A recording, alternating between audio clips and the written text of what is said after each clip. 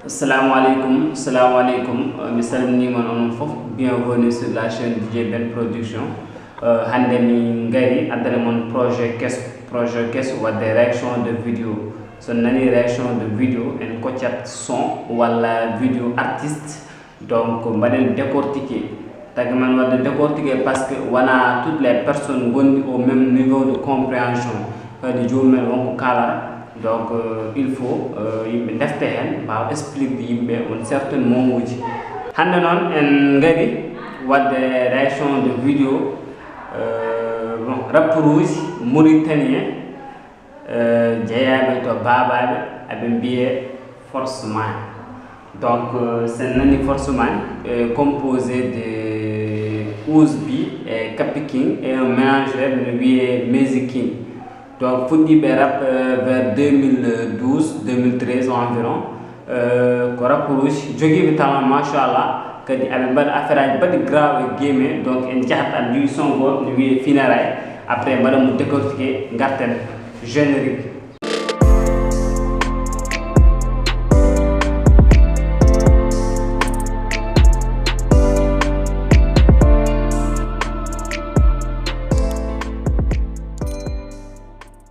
Caggal no jeeɓen générique joni eɗen jaa après ƴeewen junior son o.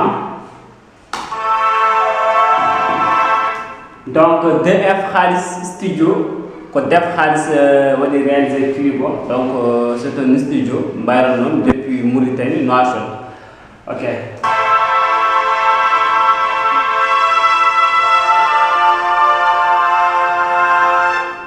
Ok, force man Funérailles.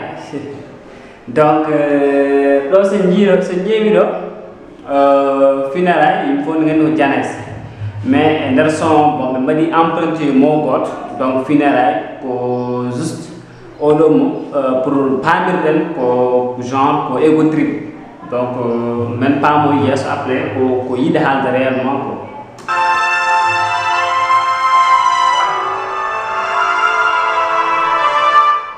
Est-ce qu'on dit geste aux hommes? Donc ɗum ɗo kam borom hakkille fof faami kam ɗum holko ɗum woni quoi en fait. Eɗen routine juste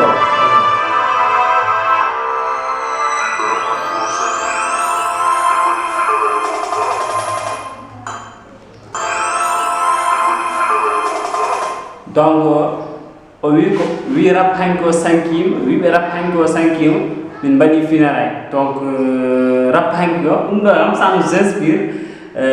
Rap hanki peut-être rap hanki mo mbaɗatno o. Donc ɓe goppi ɗum ɓe mbaɗe lawol gongol eɓene lawol gongol donc walla level goɗɗo. Donc ko ɗum ɗon juste ɓe jiɗi haalde yimɓe, mais ha yeeso moɓe peññinande yimɓe réellement koɓe jiɗi haalde quoi. Jaajef.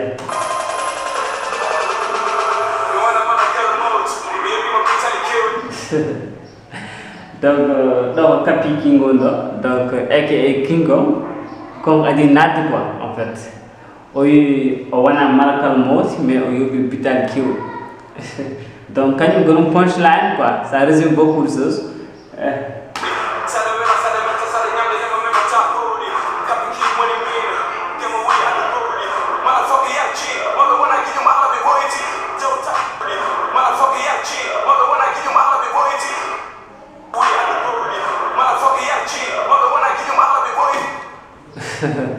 Motherfuck yere jean. Donc yere jean kañum ko genre wine quoi sangara. Donc motherfuck yere jean. Après oui mawɗo wona jum Allah kon ɓe ɓooji quoi. Donc ko mo kañum ne luggiɗo non en fait, ça résume beaucoup de choses.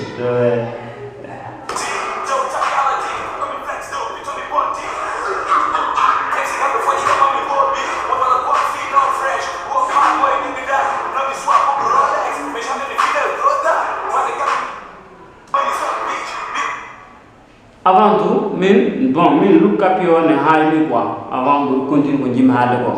Parce que ƴew look makko yitana makko naw e 14 makko quoi. Kabi non vraiment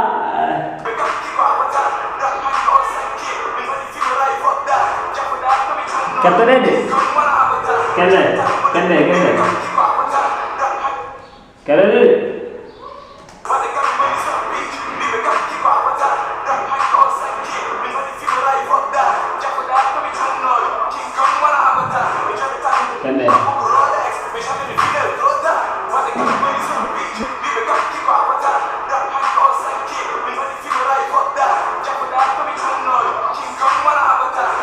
Bon,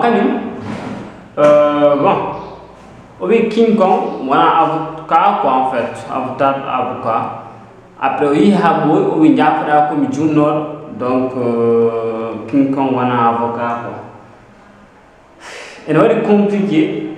Bon, vous avez quelque chose, donc, laissez en commentaire. Après, il y a un job à nous, parce que.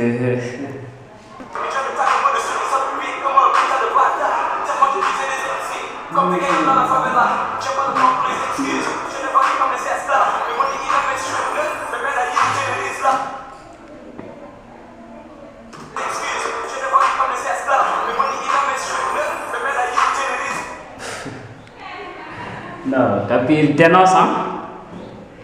Bon, oui, boni ne moque mbeddo quoi. Donc cela veut dire certainement ne bien mo ko chimoro ga jaro affaire bi mais da yidum résultat quoi. Ne won grand.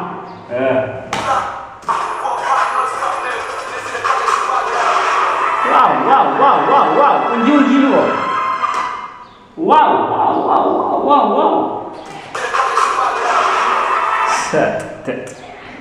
Il y a un naturel. Aussi, après nous y a traîné quoi, en fait, pistolet au capito, dingue quoi.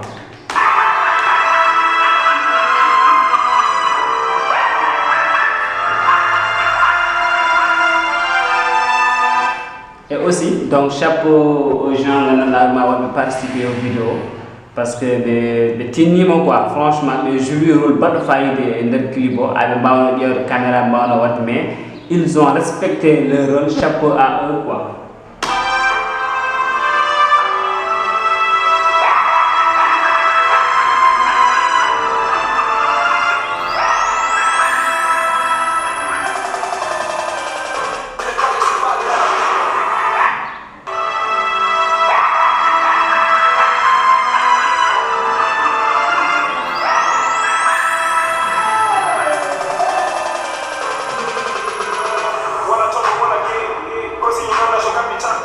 Donc Ousbi avec Boydin.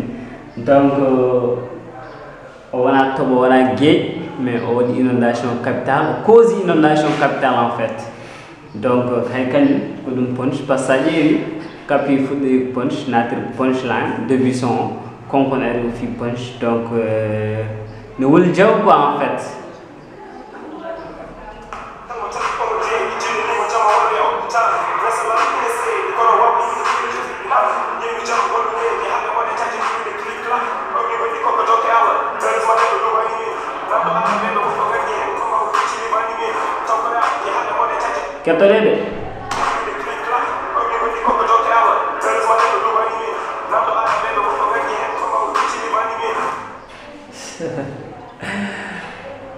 Oui, namde arabe combat juti liban mais hok min namde arabe en fait arabe ko maj donc ko concours got qui était wonno ko bon Maroc hip hop Maroc c'est pas Maroc festival donc en moment ko capi si je me souviens ko capi yan concours jonon yi concours bon arabe badil participer. Mais finalement, le Sénégalais a Taïchin, on fit capi final quoi. Donc Taïchin, chapeau à lui. Mais il y a le concours fleur, finalement le concours va remporter victoire. Donc le Sénégalais a fait le capi final quoi. Donc arabe comme éliminé quoi. Comme aussi d'ad.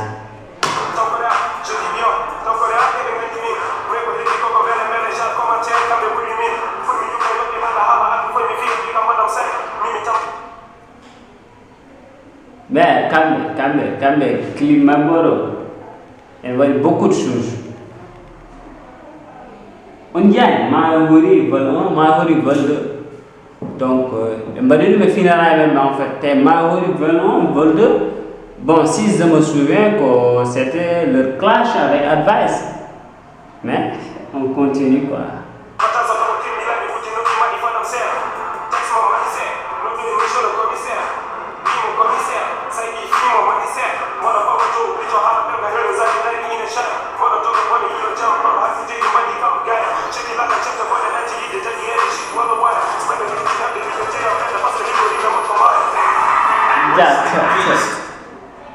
Vraiment li goddo ko mayen quoi mais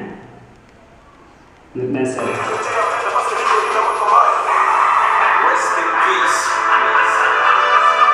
donc le rest in peace quoi donc yalla yurmo ya fobe Allah dum aljanna quoi en fait vraiment